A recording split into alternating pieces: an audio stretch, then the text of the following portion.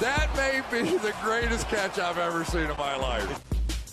All right, guys, again, I apologize if I'm being annoying, but it's so crucial that I let y'all know this. I mean, we are skyrocketing up the YouTube charts. I mean, we are definitely the fastest growing fantasy football channel on YouTube.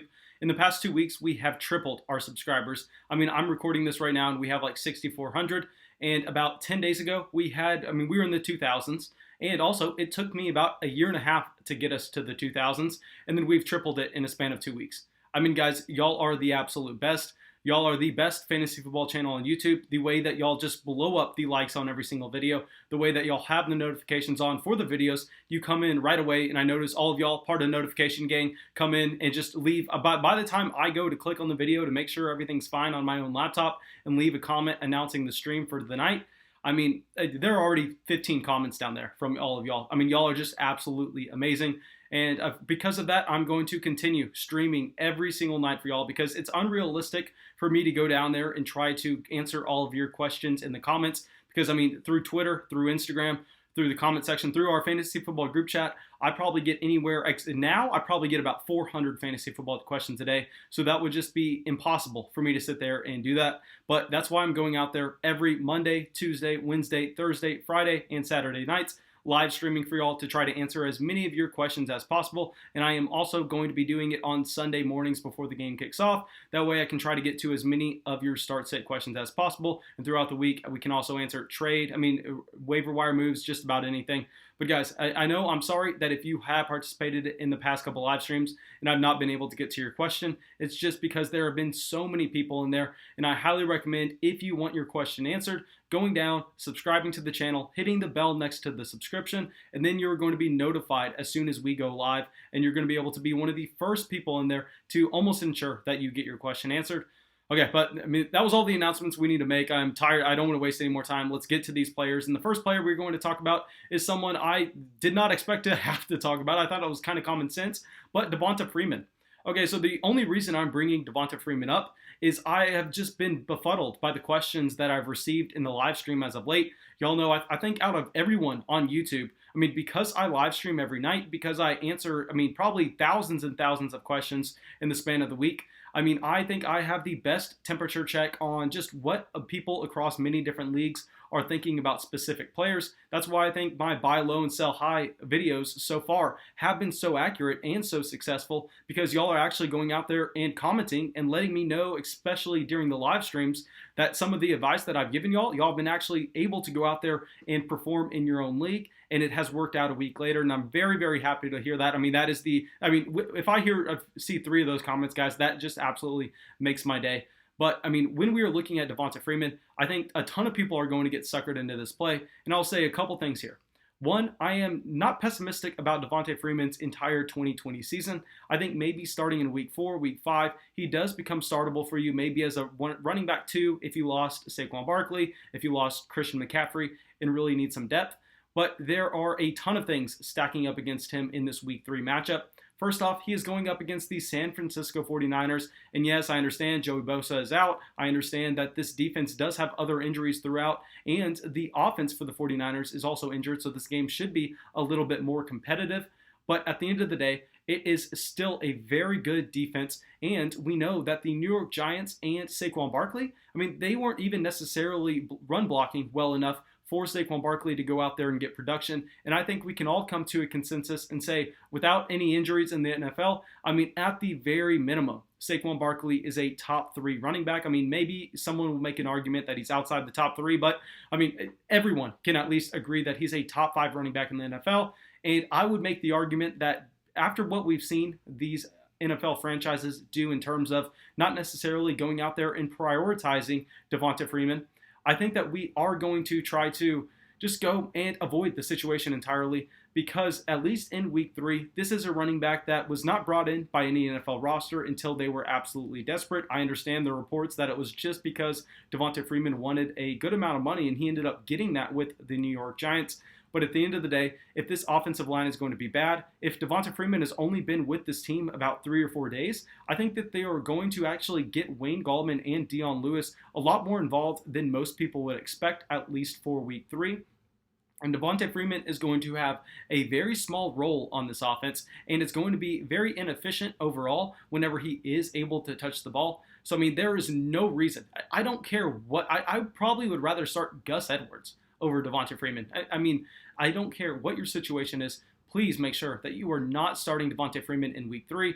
And yeah, I mean, guys, I know it kind of sucks to hear it if you went out there and either spent your first waiver wire pick on Devonta Freeman or spent all of your fab budget on him and you really want to just go in there and try to patch up your lineup right away. But guys, I think that you will have better options. I mean, I would rather put a player like Tariq Cohen. I'd even rather put a player like Nyheim Hines in here. And I mean, I am just so down on Devonta Freeman, and I am kind of befuddled that people are not as well. Now, our next player is a player that a ton of people are high on, and I think that, yeah, I mean, he's looking like he's exactly what we thought he was. I mean, he's looking like a committee running back that is one of the most talented running backs in the NFL in terms of running between the tackles, but at the end of the day, he's going up against a defense that has an elite front seven, and I'm going to be overall trying to avoid this situation for running backs, and this is going to be Nick Chubb. So I think with Nick Chubb going up against this Washington football team, by no means am I saying that don't put Nick Chubb as your RB2, don't go out there and blah, blah, blah, blah, blah. Okay, but what I am saying is there are guys that have significantly better matchups and significantly better outlooks for week 3, such as Miles Sanders, such as Kenyon Drake. I mean, there's a long list of it because with Nick Chubb, we have to understand. I mean, he is not going to be able to project to get a ton of carries each and every week, because this is an offense that we don't necessarily expect to be very prolific. And we have seen just through 2 weeks of the NFL season so far, we've seen with the contract extension that they have given him. I mean, Kareem Hunt is going to be a major plan in this offense. And I think Nick Chubb is going to have his upside limited a little bit. And with Nick Chubb going out there and being the grinder running back out of these two, I think that really that's the spot you were trying to avoid when you're going up against an elite defensive front in the Washington football team. So here, I think Nick Chubb, it's going to be kind of a stay away spot for me. Obviously, in a ton of leagues, if you took Nick Chubb in the second round and you're not flooded with running back depth, yes, Nick Chubb is going to be a starter for you. But if you are trying to choose between someone like Nick Chubb or maybe a Kenny Golladay in your flex spot, I think there you kind of go with the wide receiver and you roll with it because you have to understand. I mean, Nick Chubb is not going to be seeing that many carries in this matchup, and the carries that he does see, he's not going to be able to really be as effective as he was against the banged-up Cincinnati Bengals defensive line. I mean, this is just a night and day difference in terms of the opponent that he is going up against. So Nick Chubb, I think that you may be able to find better options, but of course, at the end of the day, if he was your second-round pick, by no means, don't go out there and bench him for a player like Michael Gallup. I mean, that's not what you want to do. I'm just saying that if you play in a shallower league, if you have decent options, Nick Chubb is someone I am staying away from. Now, another player that let's pivot and talk about someone else you got off the waiver wire this week is Mike Davis. Now, with Mike Davis, I'm just going to come at it with the same kind of thesis as I have with a couple of these players in the past that I've tried to tell y'all to avoid playing, such as the Emmanuel Sanders, such as the Scotty Miller, when we're trying to project these guys to step up into a role where we really don't know what it's going to look like. Because, I mean, it's going to be hard seeing this offense without Christian McCaffrey. I think that they are going to look to throw the ball a lot more to players like DJ Moore, possibly even a little bit of Curtis Samuel. And when we are looking at Mike Davis, yes, I mean, he is going to be intriguing in some matchups. He could very easily be a running back 2 if he steps into this role and ends up getting some receptions. But going up against the Los Angeles Chargers, 1, it's not a matchup I necessarily want to be attacking. And 2, it's so unclear right now how this team plans to use Mike Davis that I think this is going to be another one of these situations where, yeah, I mean, he may be a great play in week 4, week 5, but at least in week 3, due to the uncertainty and due to the matchup, I think the floor is low enough where we can just kind of go out there and try to just stay away from Mike Davis. Obviously, I mean, if you were one of these teams that got decimated, I mean, maybe you had a Raheem Mostert, maybe you had a Saquon Barkley or Christian McCaffrey. I mean, if you have 2 of those guys, you're going to have to play Mike Davis. You have no other option. But if you're a team that's just kind of skating by and you're choosing between a Mike Davis and a Devin Singletary, that's the situation where I am really going with the latter, and I'm going to be avoiding Mike Davis.